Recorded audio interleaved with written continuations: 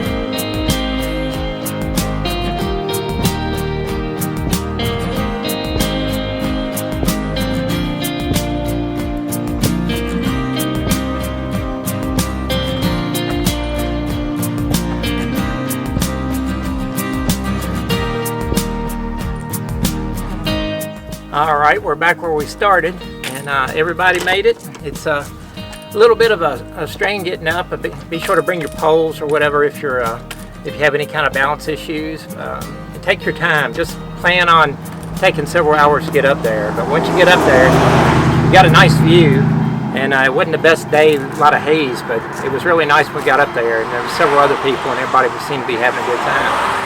So that's an iconic landmark on the Appalachian Trail, and we'll see you on the next trail.